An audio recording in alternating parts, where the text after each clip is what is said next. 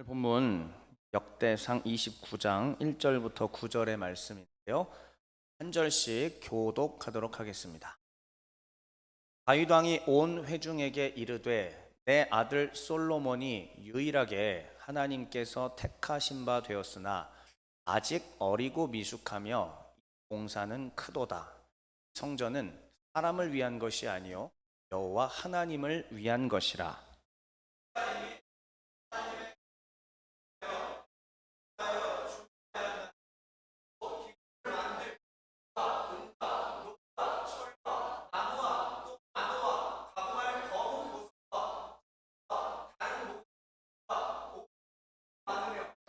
성전을 위하여 준비한 이 모든 것 외에도 내 마음이 내 하나님의 성전을 사모함으로 내가 사유한 금 은으로 내 하나님의 성전을 위하여 드렸노니.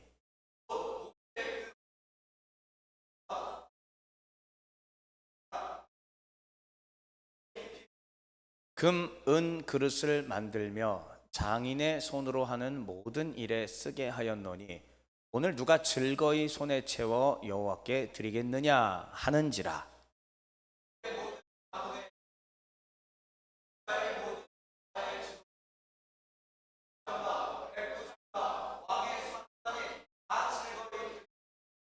하나님의 성전 공사를 위하여 금 5천 달란트와 금 1,000다릭, 은 10,000달란트와 놋 18,000달란트와 철 100,000달란트를 드리고.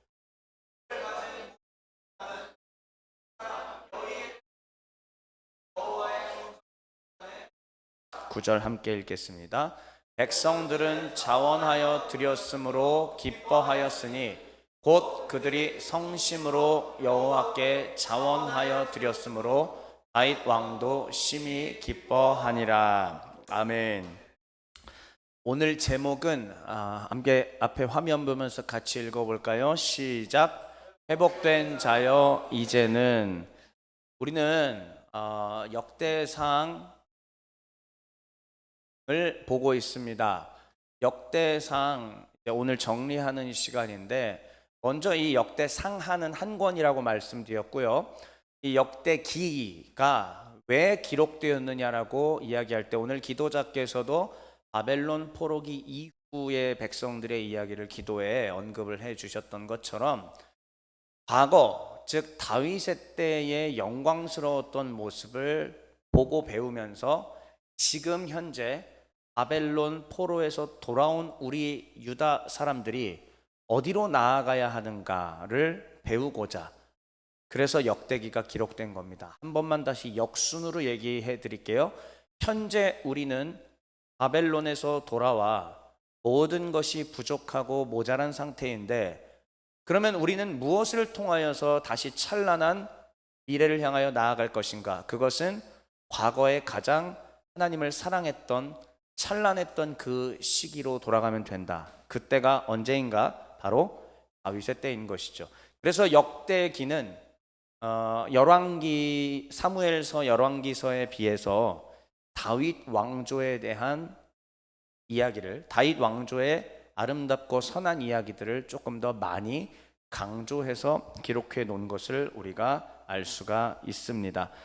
이러한 흐름 속에서 우리는 지난 시간 동안 이렇게 배웠습니다. 언약이 회복되면, 그러면 어떻게 된다고요? 지난주에 환경이 회복되리니. 좋습니다. 그러면 환경이 회복된 자들로서 오늘 우리는 이 회복된 자여 이제는 어떻게 살아야 할 것인가에 대해서 오늘 마지막으로 이야기하면서 정리를 해보시죠. 그렇다면은 계속 회복이라는 단어가 3번이나 나오고 있는데, 이 회복이란 무엇이었나? 본문 속에서 우리는 지난 2주 동안 무엇을 배웠냐면, 법궤가 이전되었다. 즉 아비나답의 집에 있었던 법궤가 하나님이 택하신 장소인 예루살렘으로 오게 됩니다. 다윗이 왕위에 오르자마자 한 일이 그것이었죠. 그것은 무엇을 의미했던 것이냐면은 하나님과 이스라엘은 이제 다시 온전한 사랑의 언약 관계이다를 천명하게 된 것이었고요. 그 결과 환경이 회복되었습니다. 어떻게요? 국력이 신장되었고 가는 곳마다 승리하게 되었습니다. 그래서 다윗의 군대가 적들의 수도도 함락하고 전리품을 취합니다. 그러니까 아래의 표를 보시는 것처럼, 도표를 보시는 것처럼 언약 관계가 회복되면은 무엇이 먼저 회복된다? 영적 질서가 회복되고, 영적 질서가 내 안에 회복되니까 뭐가 회복된다? 생활 환경이 회복되는 것입니다. 우리가 마음에 근심과 번뇌와 걱정이 가득하면은 집안 정리 잘 해요, 못 해요? 못하죠. 우리가 늘 근심 속에, 그리고 심적으로 큰 배신이나 아픔을 당합니다. 그러면 어떻게 됩니까? 많은 노숙자분들이 처음부터 그랬던 게 아니잖아요. 노숙인 분들이 과거에는 잘 나가는 기업의 뭐 부장님이셨고 사장님이었던 분들도 있어요. 그런데 이 배신과 사업의 실패와 여러 가지 아픔들을 겪다 보니까 정신적으로 그것을 이겨낼 힘이 사라진 겁니다. 그 결과 냄새나고 지저분하고 더러움에도 불구하고 그냥 거리에서 먹고 자고 박스를 깔고 신문지 덮고 잤던 것이죠. 그런데 우리는 그것을, 그 영혼은 긍휼히 여기지만 그러한 삶을 정상이라고 이야기하지는 않습니다.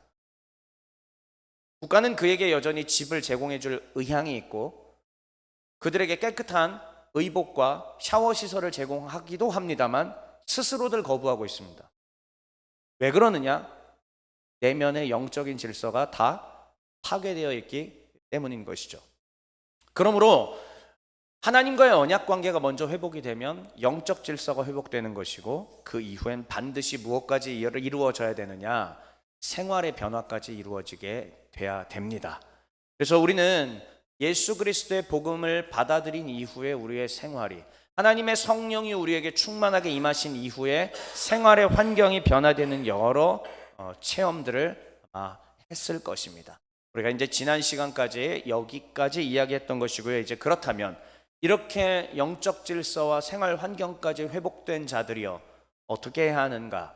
오늘 말씀을 통하여 같이 살펴볼 때에 오늘은 순서가 이렇게 이루어지게 됩니다. 첫 번째로는 환경의 회복 이후에 역대상 스토리는 어떻게 진행되는지 간단하게 살피고, 오늘 본문 본 뒤에 오늘은 핵심은 맨 마지막에 있습니다. 거기서 제가 회복된 사람이 앞으로 살아가야 될, 즉 우리 종의 교회가, 우리는 주의 종입니다라는 캐치프레이즈를 갖고 시작된 이 교회가 정말 주의 종으로 사는 것이 무엇인가를 다시 한번 되새김질할 수 있는 시간이 될 것입니다. 그럼 첫 번째로, 자, 환경의 회복 이유는 어떻게 되느냐? 우리는 계속 이 순서대로 본 거예요. 역대상은 거의 다윗의 이야기인데요, 다윗의 이야기 중에 가장 긴 장을 할애하고 있는 것은 바로 성전을 준비하는 과정입니다. 성전 준비는 1단계가 법궤 이전이었습니다. 우리가 지지난주에 살펴보았던 것이고요. 이 법궤를 이전했더니 하나님께서 어떤 축복을 주셨느냐? 국력을 신장시켜 주셔서 전쟁에 가는 곳마다 승리하게 하시고 그 지역의 모든 패권을 장악하고 통치하게 한 것입니다. 즉 하나님 나라의 법대로 그 주변에 영향을 미치는 모습들을 보여주신 것이죠. 자, 그럼 법궤도 이전되었고 국력도 신장되었습니다. 그럼 뭐 해야 되죠? 아직 성전이 지어지지 않았잖아요. 바벨론 포로기 때로 한번 다시 시간을 휙 앞으로 가볼까요? 뒤로 가볼까요? 이 바벨론 포로기 때도 마찬가지입니다. 물론 스룹바벨 성전은 지어 있다고 했지만 스룹바벨 성전은 솔로몬 성전에 비해서 어떻다? 보기에 초라해요. 그러니까는 그러한 상황 속에 성전도 초라하고 레위인에 대한 법이나 각종 이런 제도들도 제대로 안 돼 있는 그런 상황 속에 다윗이 성전 건축을 위해서 준비한 과정 스토리를 읽으면 바벨론 포로기 때 돌아온 사람들의 입장에 있는 사람들은 기분이 어떨까요? 보고 뭘 느낄까요? 아, 이렇게도 우리 조상 다윗이 하나님 앞에 철저하게 준비했구나. 우리도 어떻게 해야 될 것인가? 어떻게 하는 것이 우리가 진짜 잘 살 수 있는 비결인가? 그저 내 통장에 잔고가 쌓여 나가는 것으로 만족하는 게 아니라 어떤 삶이 의미 있고 진짜 크리스천으로서의 삶인가를 되짚어 볼 수 있는 기회. 아마도 바벨론 포로에서 돌아온 사람들은 역대기, 이 지필된 역사서 내용을 들으면서 읽으면서 우리가 갈 길은 이거구나라고 답을 찾았을 것입니다. 우리의 조상 유다, 우리의 조상 다윗이 그러면 어떤 식으로 건축 준비를 했는가? 다음 한번 이제 잠시 보도록 하겠습니다. 자, 이런 식으로 건축 준비를 하게 됩니다. 건축 준비, 그 다음에 건축 지시, 감사, 찬송, 그다음에 마지막으로 솔로몬에게 왕위를 승계하는 것까지 이루어지게 됩니다. 여러분, 저는 여기서 이제 이 건축 준비라는 것을 보면서 이 본문이 도대체 그러면 회복된 자여 이제는 이 제목과 어떠한 관련이 있을까라고 생각할 때 먼저 여러분들한테 이 길라잡이를 좀 해드리죠. 환경의 회복 이후에 다윗이 했던 것은 바로 건축 준비였습니다. 무엇을 건축하느냐? 성전을 건축하는 것이었습니다. 그렇다면 이 성전이 건축된다는 건 뭐냐? 이스라엘 나라가 다윗의 군사력이나 지략으로 세워지는 나라가 아니라 그 주변의 열강들과 동일한 체제와 구도로 이루어지는 나라가 아니라 전혀 다른 하나님 나라 시스템으로 만들겠다라는 의지예요. 가장 중심에 하나님을 향한 예배 처소를 둔다라고 하는 것은 이 나라는 무엇이 다스린다? 하나님의 말씀과 하나님의 법이 다스린다라는 것을 천명하는 거잖아요. 법궤가 들어온 게 바로 그런 의미였습니다. 법궤를 어디다 둘까요? 성전에다 두는 겁니다. 성전에 두고 법궤가 가운데 있고 그 다음에 이제 신명기 말씀들을 떠올려 보십시오. 신명기 12장부터 26장이 우리가 신명기 법전이라고 누차 말씀드리면서 배웠잖아요. 그 일이 이제 어디서 실현되느냐? 여기서 실현되는 겁니다. 너희는 택하신 곳으로, 택하신 곳이 어디예요? 예루살렘 성전이죠. 너희는 택하신 곳으로 예물을 가지고 오고 택하신 곳으로 와서 하나님을 예배하고 가난하고 굶주린 사람들에게 나누고 베풀며 이 나라가 주변 열강과는 전혀 다른 나라로 만들라. 자, 이것을 우리 개인에게 적용해 보죠.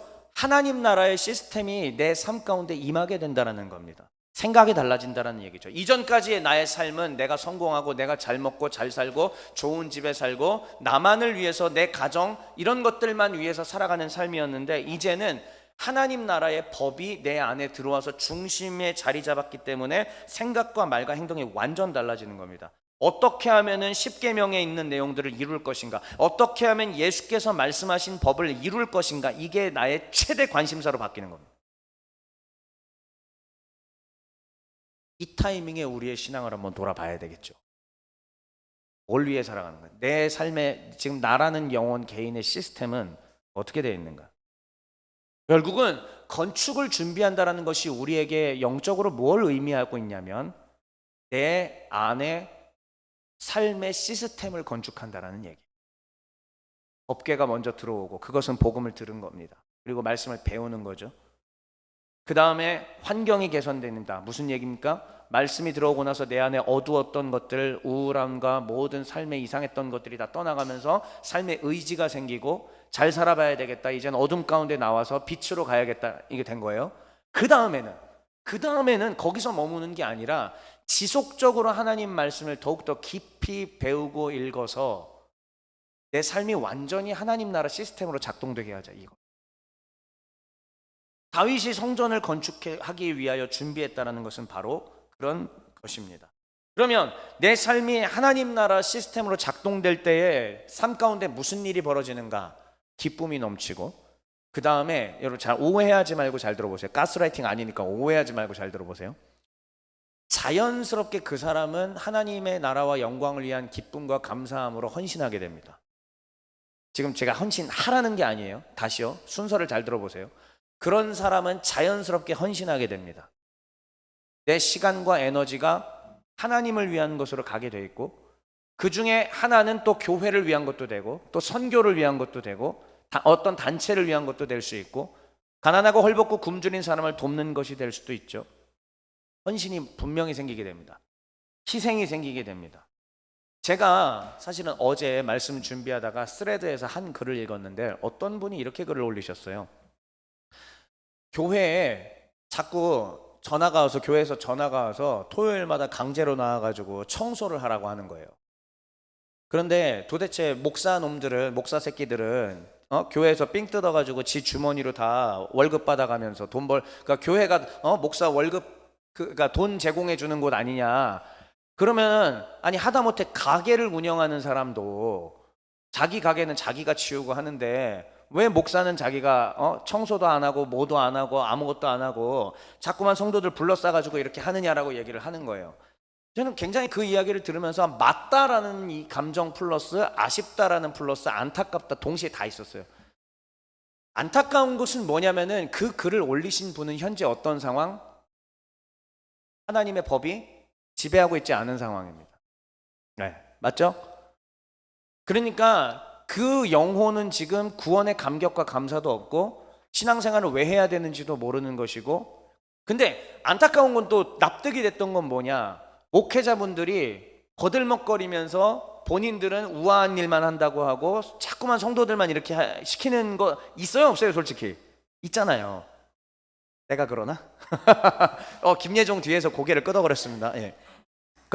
정동지 했습니다 지금. 예. 그러니까 목회자가 약간이 아니죠. 많이 사실은 권위적으로 그렇게 하는 것들이 있죠.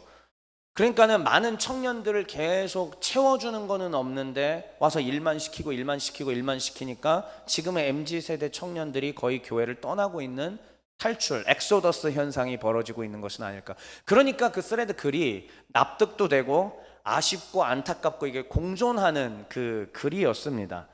그런데 여러분, 이게 정말 우리가 하나님의 법이 먼저 내 안에 들어오고 삶의 환경이 개선된 다음에 비로소 주의 말씀으로 계속 내 삶의 시스템을 바꾸어 나가다 보면은요, 지금 이런 말이 나올까요, 안 나올까요? 나오겠죠. 감사함으로, 찬송함으로, 기쁨으로 자연히 자원하여 헌신하게 될 것입니다. 그런데 교회는 그것을 말씀을 체계를 세워주지 못했기 때문에 이 영혼이 원망과 불평이 가득할 수밖에 없는 것이고, 이러한 안타까운 점들이 계속 반복돼 가는 과정. 스레드의 글과 수많은 댓글들, 거기에 달린 댓글들도 진짜 다 욕이었거든요. 근데 납득이 또 돼서 안타깝고 부끄럽기도 하고 그랬었다는 말씀을 좀 드립니다. 자, 아무튼 그래서 다윗은 이렇게 건축 준비를 합니다. 먼저 부지를 준비했고요. 그 다음에 직원들을 준비를 시키는데 이 직원 안에는 레위인이 가장 중요했습니다. 레위인을 조직하고 그 다음에 나머지 기능자들, 각 부분에서 맡아서 문직이나 이런 것들을 할 수 있는 사람들을 다 직원들을 준비를 했고요. 마침내 건축을 지시하는데 이 건축 지시 파트 안에 제가 자세한 건 더 열진 않아 드렸는데 그냥 말로만 할게요. 건축을 지시한 이후에 곧바로 오늘 본문에 해당하는 예물 드리는 스토리가 나오게 됩니다. 오늘은 바로 이 예물 드림에 초점을 맞추려고 하는 것입니다.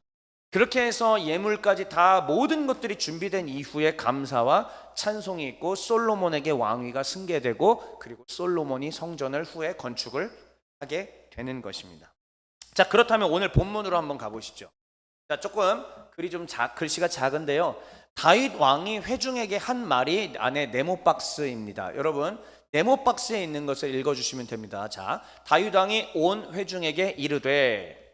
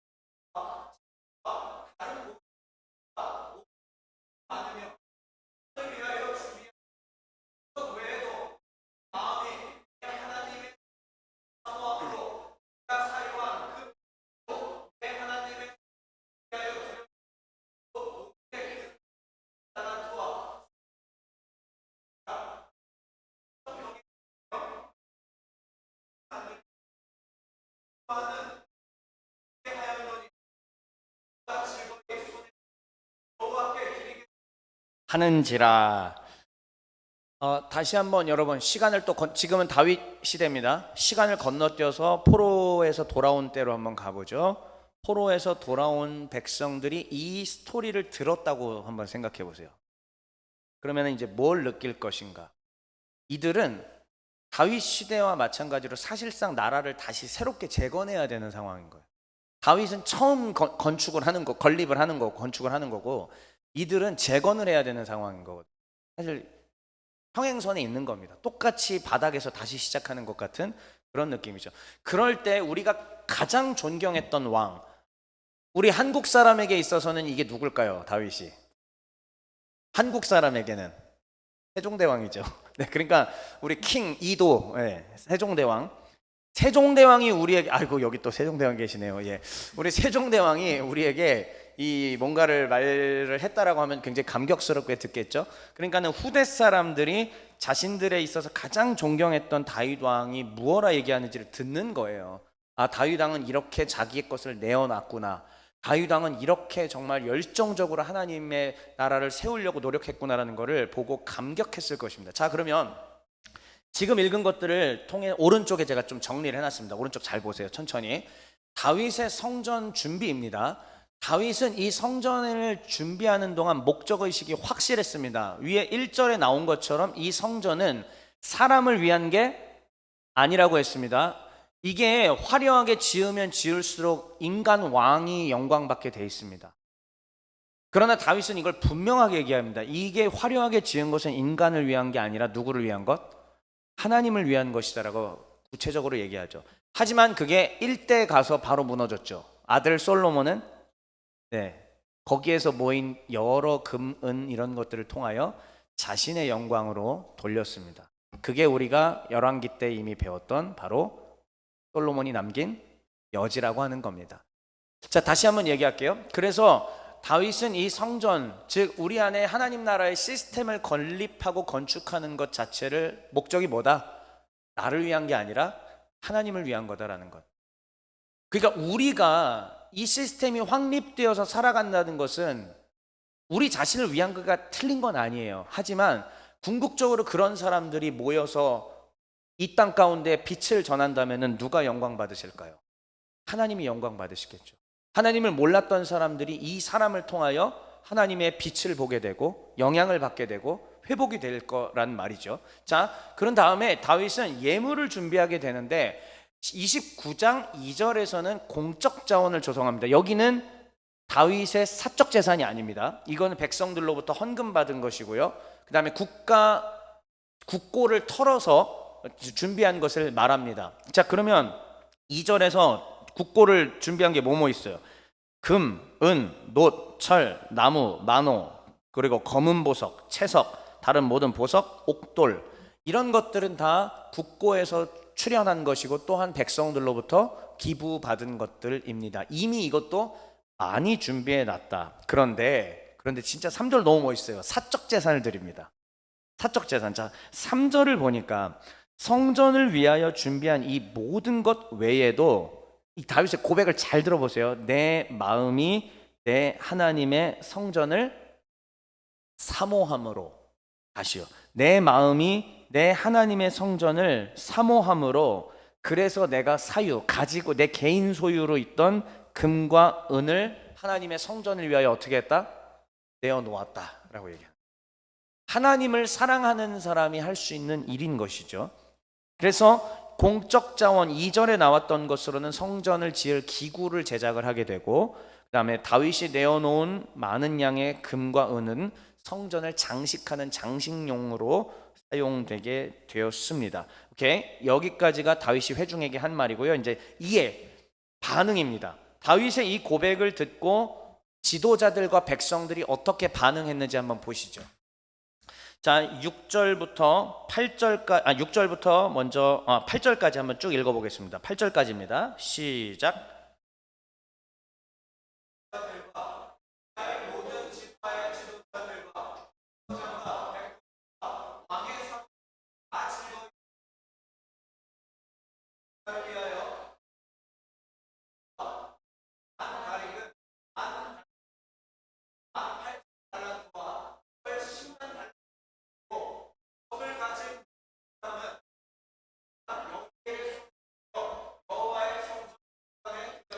네, 여기 앞에 보시면 6절에 이에라는 말 보이죠? 이에, 이러므로, 이런 뜻이겠죠.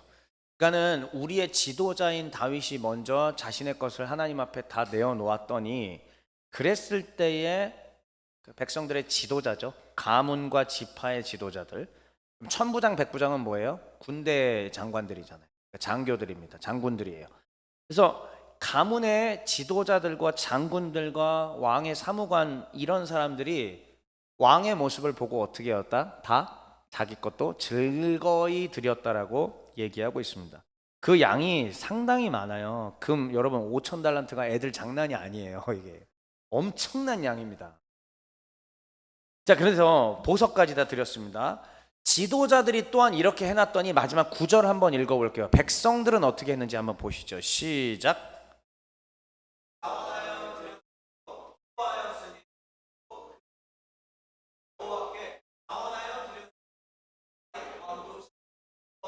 네, 백성들도 그래서 기쁨으로 자원해서 드리게 되었다. 드리고 난 이후에 함께 기뻐하였다. 그래서 결국은 왕도 함께 기뻐하였더라라는 이야기입니다. 자, 그러니까 앞서 그런 얘기를 제가 드렸죠. 어떤 스레드에 올라온 그 글 내용을 보았더니 교회에서 자꾸 연락 와서 청소시킨다, 뭐한다, 짜증난다 그러면서 목사는 돈만 뜯어가는 자들인데 교회 떠나라, 그런 교회 다닐 필요 없다, 뭐 막 댓글들이 다 그런 내용이었습니다. 그런데 그걸 보면서 목회자로서 제가 뭐 여러 가지 생각이 들었다라는 건 이미 다 말씀드렸으니까, 근데 이 본문까지 보고 난 다음에 확실하게 깨달은 거 있습니다. 지도자가 먼저 솔선수범을 했더니 백성들이 자원하여 드리는 것을 보고 이것이 원리로구나라는 걸 깨달았습니다. 하나님 나라의 시스템을 세워나가는 데 있어서 지도자들이 먼저 솔선수범하지 않고 지도자들이 먼저 자신의 것을 하나님 앞에 내어놓지 않을 때에는 결국은 백성들은 기쁨으로 할 수가 없다라는 것. 그러니까 그들이 지적한 게, 스레드에 지적한 게 사실 맞는 얘기긴 해요. 목사님들은 아무것도 하지 않는다. 성도들 그냥 와서 시키기만 하고, 목사님들은 성도들이 준 돈으로 해외 여행이나 다니고, 솔직히 참 그런 부분들이 없지가 않기 때문에 가슴 아프고 안타까운 일이지만, 그러니까 이제 성도님들의 마음 가운데 존경심이나 기쁨과 자원함으로 그 일이 이루어지지 않는다라는 것을 다시 한번 생각하게 됩니다. 자, 오늘 본문 여기까지 살폈습니다. 다시 한 번만요. 회복된 이후에요. 회복된 자여 이제는 이었습니다. 오늘 제목이. 그랬을 때 이 본문을 통해서 우리가 본 것은 뭐냐? 회복된 이후에 하는 것은 바로 성전을 건립하는 거였습니다. 성전을 건축한다라고 하는 것은 오늘날 우리의 진짜 건물 짓는 것을 무조건 말하는 건 아니겠죠. 우리에게 있어서 이 성전 건축은 뭐냐? 바로 내 안에 하나님의 말씀 중심의 삶의 시스템을 세워나가는 것 전체를 의미한다라고 이야기했습니다. 그렇다면 이제 마지막으로, 자, 회복된 자여 이제는 오늘 제목입니다. 결국은 회복된 자의 삶이라는 것은 무엇인가? 저는 고민하다가 한마디로 이렇게 정리해 왔습니다. 위에 있는 내용 한번 같이 소리내서 읽어볼까요? 시작. 오늘 본문을 본 것처럼 다윗이 자원하여 드렸고, 지파의 지도자들과 민족의 지도자들, 그리고 천부장과 백부장, 왕의 사무관이 자원하여 기쁨으로, 그리고 백성들이 자원하여 기쁨으로 하나님께 드렸던 것처럼 우리의 삶은 자원하여 기쁨으로 하나님 앞에 드릴 수 있는 삶입니다. 그러면 중요한 것은 그거죠. 도대체 뭘? 지금 목사가 앞에서 또 삥 뜯는구나, 돈 내놔라 이 얘기인가?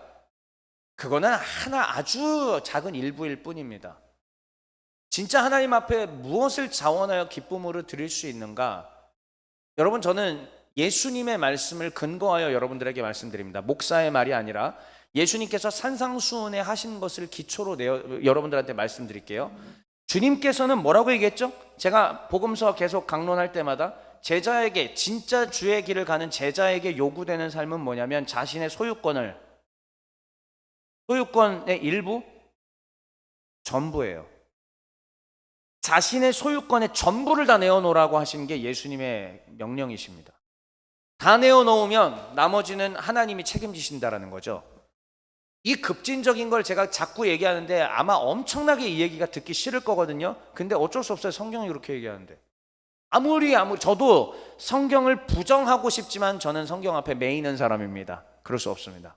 하나님이 가르침이 그렇다면 그런 겁니다. 예수님은 전부를 내어놓으라고 하셨어요. 전부예요. 그 소유권을 전부 이전한 사람이 제자인 거고, 아무것도 남김없이 가난해진 그 사람에게 하나님이 이른 비와 늦은 비와 하나님의 은혜로 채우시고 먹이시고 입히신다라는 얘기입니다. 이게 참된 크리스천이 걸어가는 길이거든요. 자, 그런데 그래서 전부를 내놓으라고 하는 것, 이게 예수님이 벌써 명령하신 수준이니까 그 수준에서 여러분들이 당황하실 수 있습니다. 근데 일단 저는 이것을 기초로, 그러니까 이게 이만큼 빡세다라는 걸 여러분들이 생각하시면서 다시 한번 자원하여 기쁨으로 하나님께 드리는 삶이 곧 회복된, 언약이 회복되고 주의 법이 들어오고 환경이 회복된 사람이 최종적으로 걸어가야 될 길, 자원하여 기쁨으로 나의 시간, 물질, 에너지, 그리고 삶의 방향, 말, 행동, 에너지 전부를 하나님 앞에 드릴 수 있는 그런 사람을 회복된 사람이라고 얘기하는 겁니다. 선교적 삶. 여러분 3일 뒤에 이 영화가 개봉을 하게 됩니다. 롯데 시네마에서만 독점해서 단독으로 하는데, 무명, 없을 무의 이름 명자죠. 이름이 없는 삶. 준상 씨가 뭔가요? 나레이션은 하정우 씨가 했다고 하고요. 저도 아직 예고편밖에 못 봐서 이 내용이 정확하게 뭔지는 저도 영화를 봐야만 알 수 있는데, 제가 고민하다가 하나님, 그러면 도대체 회복된 자여 이제는, 이렇게 제목은 미리 지어놨는데 뭡니까 그게? 하나님께서 이번 한 주 동안 태국에 다녀오고 제가, 그리고 또 이 영화가 눈에 갑자기 띄면서, 그래 박 목사야, 이게 바로 회복된 자가 걸어가는 길이, 자신의 소유권을 다 이전하고 하나님께 드린 삶이다 라고 하시는데, 영상이 예고편 영상 1분 몇십 초밖에 안 되거든요. 잠깐 보고 더 이어서 제가 설명을 드리도록 하겠습니다.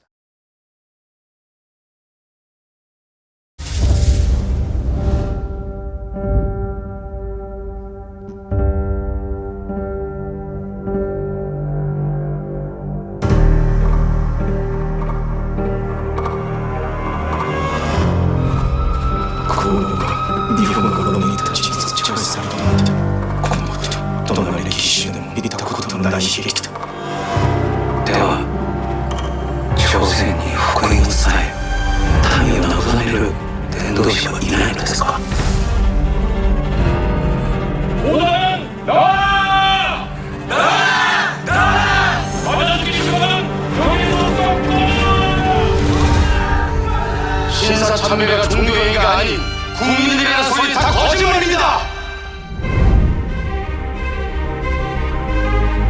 오직 주어진 사명의 길을 묵묵히 걸어갔던 2명의 일본인 선교사. 또 왜 그랬어? 딱 하나의 이유가 직결돼. 기독교인들은 어쨌거나 고난받는 자와 함께 해야 돼. 日本人であるからこそあなたにキリストを知らせたい조선의 부르신 복음의 씨앗이 열매를 맺을 것을 나는 믿습니다.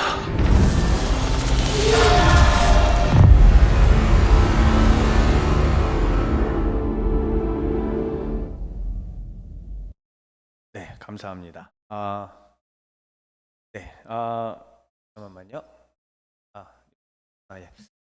무명이라는 이 영화를 저도 발견하게 되면서, 어떤 것이 그러면은 우리가 회복된 자로서 걸어가야 되는 삶일까 고민했을 때, 결국은 저의 20대를 지배했던 한 단어, 그것이 바로 선교적 삶입니다. 저도 개인적으로는 20대 때부터 주님을 위해서 순교하리라는 각오로 늘 내 목숨을 내어드린다고 했었습니다. 하나님이 부르시면 선교지에 가서 순교를 당한다 할지라도 주 예수 그리스도의 복음을 전파하겠습니다. 20대 초반에는 늘 꿈을 꾸면은 나무에 매달려 있고 누가 와서 제 배에 칼을 찔러서 저를 죽이는, 그 순교하는 그러한 면도 꿈으로 정말 많이 꿨죠. 왜 생각하는 게 맨날 그런 거였었으니까. 그래서 저는 이제 저는 뭐 결혼도 하면 안 된다라고 스스로 사실 생각하고 살아왔었습니다. 왜냐면 나는 언젠가 순교를 할지도 모르는 사람이니까. 그러나 하나님께서는 저를 파송된 선교사로 부르시진 않았고요. 이렇게 한국 국내에서 목회를 하는 목회자로 부르셨습니다. 선교적 삶에 대해서 20대 때부터 고민이 많았던 건 바로 그겁니다. 선교사가 되는 것만이 꼭 선교하는 건 아니구나. 정말 정말 훌륭하신 우리 선배님들, 어르신들을 통하여서 선교적 삶이 어떤 것인가를 눈으로 보았고 귀로 들었고 보고 배웠습니다. 이름도 없이 빛도 없이 자기 자신의 전 존재를 다 내어놓고 자기가 직장을 갖고 자기가 사업을 하는 것이 결국은 무엇을 위한 것이냐, 내가 강남에 좋은 아파트를 사기 위함이냐, 그거는 하나의 수단이 될 수는 있습니다. 강남에 좋은 아파트 살아도 문제되지 않습니다. 돈 많이 벌면 살아도 되는데, 중요한 건 크리스천으로서 내가 그 정도의 돈을 벌었을 때 그 목적은 무엇이냐였었던 거죠. 아까 다윗도 성전을 짓는 목적이, 의식을 분명히 했다고 했죠. 사람을 위한 게 아니라 누구를 위한다고요? 하나님을 위한다라고 했죠. 그것처럼 우리도 사업을 하고 직장을 갖는 모든 목적이 어디에 가 있어야 되느냐? 주 예수 그리스도의 복음이 선포되는 것. 이건 목사와 전도자와 선교사에게만 해당하는 게 결코 아닙니다. 모든 크리스천에게 해당하는 것일 줄 믿습니다. 모든 크리스천의 사명은 바로 선교적 삶입니다. 내가 벌어서 선교 헌금을 하고, 내가 정말 사업을 해서 여유 있는 시간을 확보해서 선교하러 가고, 내가 의사가 되어서 선교지에 가서 병자를 돌봐주고, 내가 간호사가 되어서 병자를 돌봐주고, 내가 또 건축가가 되어서 선교 현장에서 건축을 해주고, 이 외에도 정말 많은, 내가 레크레이션 지도자 자격증을 갖고 있다면 현장에 가서 레크레이션을 해주고, 정말 내가 할 수 있는, 내가 사진 찍는 기술이 있다고 하면 가서 사진을 찍어주고, 이렇게 몸으로 하는 것, 물질을 드리는 것, 시간을 드리는 것, 에너지를 드리는 것, 삶의 모든 방향이 만나는 사람마다 그리스도의 복음을 전하는 것, 이게 바로 선교적인 삶입니다. 회복된 자여, 하나님이 왜 그 삶의 환경을 개선시켜줬어요? 어둠에 있던 사람들을 왜 빛으로 이끌어 주셨겠습니까? 잘 먹고 너 혼자 잘 살라고? 아니에요.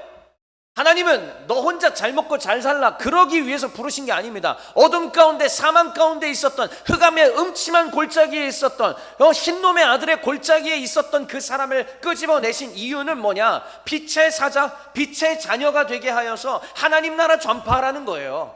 하나님 나라 복음을 전파하라는 것이었었습니다. 여러분, 지금으로부터 약 100여 년 전에 이 노리마츠 마사야스라고 하는 분이 우리 명성황후의 시의 소식을 들었습니다. 남의 나라잖아요. 남의 나라임에도 불구하고 이 소식을 듣고 이건 용납할 수 없다, 이건 있을 수 없는 일이야, 조선의 용서를 빌러왔고 조선의 복음을 전하러 왔답니다. 저 이 사람 몰랐어요. 저 선교 역사 좋아하는 사람이잖아요. 저 지난 오랜 세월 동안 정말 많은 사람들 데리고 다니면서 선교, 기독교 역사 탐방하고 그랬던 사람이잖아요. 저 노리마츠 마사야스 이번에 처음 들었습니다. 진짜 무명이었죠. 100수십 년 동안 무명이었던 사람을, 그래도 우리 역시 한국교회 CGNTV와 정말 이렇게 큰일 하시는 분들께 너무 감사드립니다. 또 이렇게 발굴해서 우리에게 알려주셔서 얼마나 감사한지 모르겠습니다. 그래서 이분은 건너와서 가난하고 핍박받는 조선인들의 친구가 되어줬고 똑같이 살아가게 되었습니다. 그래서 이렇게 그 당시 사람들이 얘기했다라는 거예요. 뭐냐? 나는 이토 히로부미의 일본을 싫어한다. 나는 우리 조선을 침탈한 일본을 싫어한다. 하지만 노리마츠의 일본은 사랑한다. 이렇게 조선인들이 얘기했다라고 합니다. 그러니까 얼마나 정말 낮고 낮아지는 모습으로 영혼을 위해서 복음을 전파하는 삶을 살았는지, 이러한 분들이 피 뿌려주셨고 이러한 분들이 복음의 씨앗을 뿌려주었기 때문에 오늘날 우리에게 이렇게 열매 맺혔던 것입니다. 자, 노리마츠의 이야기를 듣고 몇 년 뒤에 건너온 사람이 있었답니다. 바로 오다 나라지라는 사람입니다. 제법 나이 차이는 꽤 나네요. 1863년 분이고 이분은 1908년 분이니까 세월은 좀 차이가 납니다. 그러니까 이미 1905년에 을사늑약이 있었고 1910년에 한일 병탄이 있은 그 무렵 때 태어나신 분이고, 그 완전히 일제 식민 통치가 일어나던 그때에, 그리고 일본에서도 내선일체, 내국인과 조선을 하나로 이렇게 해서 말은 그렇게 하지만 사실상 조선인을 완전히 짓밟고 지배했던 것이 실제 역사였잖아요. 그래서 그 어쨌든 일본 본토인과 조선인은 하나라고 하면서 막 이렇게 했었는데, 그 시기 때에 오다 나라지라는 분이 오셔서 똑같이 복음을 전파하는데, 그런데 이분은 와서 일제 식민 통치였기 때문에 직접적으로 외쳤답니다. 저도 몰랐습니다. 이 사람이 있는지도 몰랐고 이 사람이 이렇게 외쳤는지도 전혀 몰랐습니다. 근데 어떻게 했느냐?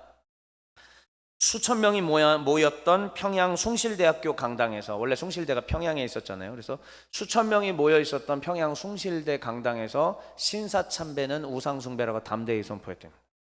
아무리 일본인이라도 이 소식을 들은 일본 경찰들이 가만히 있겠습니까? 예, 저도 정확하게 모릅니다. 영화를 봐봐야만 고문을 어떻게 당했는지, 순교하셨는지 어쩌는지 뭐 그때 가서 알 수 있겠죠. 아직 영화를 제가 못 봤기 때문에. 그래서 저는 이 삶을 보면서 여러분들 모두가 이렇게 순교해라, 피 흘려라, 희생해라 이런 것까지는 아닙니다. 그러나 할 수 있는 한 이들의 삶을 통해서 나의 삶의 목적과 방향이 어디 있는가를 되짚어 보자는 것이죠. 정말로 그리스도의 복음이 내 안에 들어왔다면, 그래서 내 영혼이 어둠과 사망으로부터 건진받아서 빛으로 오게 되었다면, 생명으로 오게 되었다면, 그렇다면 어떻게 해야 하는가? 선교적 삶을 살아야 된다. 내가 직장에서 월급 받고, 내가 사업해서 돈을 벌고, 내가 정말 열심히 공부해서 취직을 준비하고, 이 모든 것들이 어디에 가 있어야 되느냐? 주의 복음을 위한 것, 거기에 가 있어야 된다는 것을 다시 한번 생각해야 된다는 것입니다. 마지막으로 제가 이 이야기를 하게 했습니다. 이번에 태국에 다녀와서 불과 이제 우리 전날이 목요일 이제 오후였어요. 금요일 날 오셨던 분들은 제가 이제 선교 보고를 다 해드렸으니까 자세히 들으셨을 것이고, 그때 이 츠어이라는 아주머니, 과일 가게 아주머니입니다. 원래 여기를 가는 게 아니었고, 선교사님은 저한테 따로 그냥 목사님 개인 시간 더 보내다가 오셔도 돼요. 그래서 아이콘 사이엄이라고 하는 곳이 우리나라로 따지면 뭐 강남 같은 곳인데, 그 초호화 쇼핑몰에 가서 구경도 하시고 먹을 것도 드시고 뭐 선물도 사시고 하시다가 택시 타고 알아서 들어오시라고 이렇게 얘기했는데, 저는 싫어요, 귀찮아요, 그냥 따라다닐래요 이렇게 했죠. 그런데 그랬더니 이 과일을 좀 구매해야겠다고 해서 여기를 가게 된 거예요. 알고 봤더니 여기 이제 왼쪽에는 사모님이시고, 선교사님 사모님이고, 그러니까 가운데가 그 아주머니고 오른쪽은 전데, 이분을 10년 동안 복음 전도하려고 계속 하셨던 거예요. 여러분 10년이 애들 장난이에요? 10년이에요. 정확하게 처음에 이 건너 오셨을 때가 10년 전이고요. 선교 파송 받으셨을 때가 지금 이 과일 가게 바로 앞에 있었던 집에서 사셨거든요. 지금은 이사 갔지만, 그래서 오자마자였기 때문에 오자마자부터 이 아주머니가 전도 대상자였고 열심히 다가가서 복음을 전파했는데 CR도 맥히지 않는 거지. 정말 CR도 맥히지가 않아요. 그런데 결국은 지금 제가 이 안에 들어와서 함께 사진 찍었잖아요. 하나님은 아무것도 안 한 저에게 이 밥숟갈만 얹어서 이게 경험하게 해주신 거예요. 뭐냐면 지금 사모님이 감격스러운 모습인데 여러분은 아마 사진이라서 모르실 거예요. 저한테 그러시더라고요. 들어갈 때 들어오라고 한 거야. 이 아줌마가 자기 가게 안쪽 집이에요. 이게 집이자 그런 단칸방에서 이렇게 사시는데 들어오라고 한 거야. 사모님이 흥분하셔서 저한테 목사님 10년 만에 지금 처음으로 들어오래요. 10년 만에 처음으로 들어오래요. 얼마나 저기 들어가서 기도해주고 복음 전하고 싶었는데 10년 만에 처음 들어오랍니다. 막 흥분하셔가지고 저는 덩달아 가가지고 아무것도 모르고 앉아가지고 같이 기도해드리고 이야기 듣고 하는데, 와, 그 자리에서도 일단은 나는 예수를 믿고 싶다. 지금은 뭐 불교 신자고 이거고 저거고 막 하긴 한데 나도 예수를 믿고 싶다. 근데 일요일에는 과일을 떼오는 날이기 때문에 갈 수 없다. 그러니까는 사모님이 곧바로 그럼 평일마다 와가지고 내가 성경 공부 가르쳐줘도 되겠냐? 그러래. 되는 10년을 기다리면서, 원래 남편이 계셨는데 얼마 전에 돌아가셔서 이 일도 지금 일어나게 된 거예요. 저는 10년 동안 이 영혼 하나 생각하고 돈 계속 써가면서 과일을 사신 선교사님 이렇게 당하가시고, 결국은 이렇게 아직은 열매를 완전히 맺은 건 아니지만 열매 맺기까지 지금 단계적으로 가는 이것을 보면서 정말 많은 감동을 받았습니다. 그래, 이게 바로 선교적 삶이고 이게 주를 위한 삶이구나. 그러면서 사모님이 저한테 마지막에 그런 얘기 하시더라고요. 목사님, 종회교회 이제 시작한 지 얼마 안 되셨잖아요. 아직은 작고 아직은 재정이 얼마 안 될 거고 힘드실 거잖아요. 근데 정말 제 가슴을 울컥할 만한 이야기를 하시더라고요. 제가 20대 내내 선교적 삶을 가슴에 안고 살아왔는데 망각했었거든요. 근데 사모님이 하시는 말씀이, 목사님, 교회가 커지고 난 다음에 선교한다고 생각하지 마세요. 아주 작고 아주 힘들 때부터 단돈 10,000원씩이라도 선교지를 위해서, 커피 한 잔 값이라도 선교지를 위해서 하는 것, 그것이 다 하나님이 영광 받으실 것이고, 그리고 선교하는 교회는 결코 망하지 않습니다. 복음을 전하는 교회는 결코 망하지 않습니다. 이 말을 하는데 제가 차 뒷자리에 앉아서 심장이 벌렁벌렁거리고 속으로, 하나님, 내가 그동안 너무 이것을 잊고 살아온 건 아닌가 반성하게 됩니다. 주님, 이제 언약이 회복되고 환경이 됐다면 주님 선교적 삶을 살게 하옵소서. 복음을 전파하는 삶을 살게 하옵소서. 영혼 구원하기 위하여 나를 내어놓을 수 있는, 그리고 이것은 비단 목사인 저만의 길이 아니라 우리 종의 교회가 걸어가는 성도들과 함께 모두가 한 방향으로 이렇게 걸어가야 될 줄 믿습니다. 메시지 읽고 마치겠습니다. 시작. 오 주님, 내 마음의 방 중심에 주의 법이 있게 하시고 나와 언약을 맺으사 사랑해 주시며 내 삶이 나아지게 하시니 감사합니다. 내가 가진 것은 없지만 내 삶을 주님께 드립니다. 자원하여 기쁨으로 내 시간과 열정을 주께 드리오니 나로 주의 종이 되어 선교적 삶을 살게 허락하소서.